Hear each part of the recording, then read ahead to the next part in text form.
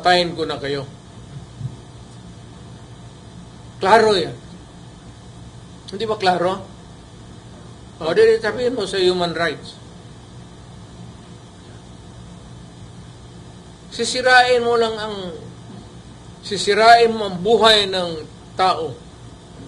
Sisirain mo yung pamilya. You destroy the future and you create chaos in the city. Sino ba namang gago na putang inang mayor na papayag niyan? Ang papayag yan yung mga ulol na mayor na talawan, na mga ugok, na gusto lang titulo mayor, wala namang ginagawa sa syudad niya. Hindi ako ayaw ko ng titulo. Inyo na yung titulo. Basta ako, huwag kayong do not fuck it here.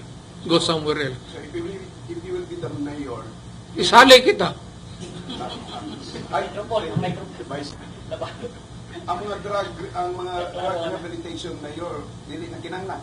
Ang drug rehab. Kaya mga Yung maabot, alang-alang patayin mo. Pero dapat, wag nang magdagdagan. Wag na sila magdagdag ng biktima.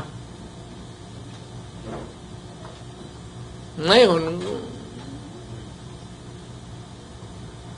presidente ako, medyo nagminus-minus man, pero hindi ko talaga kontrolado ang Pilipinas. Malaki.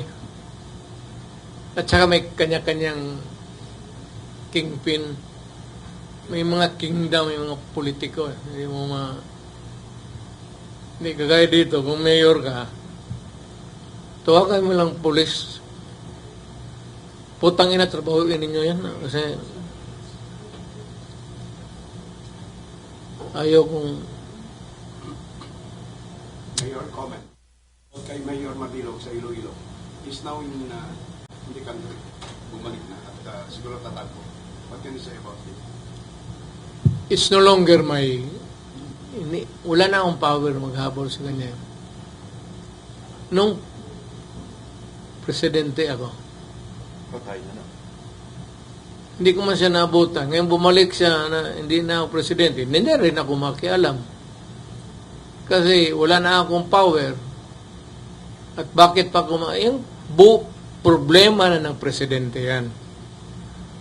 Ako tapos na akong dumaan whether I was really successful in my anti-drug campaign or maybe to put it more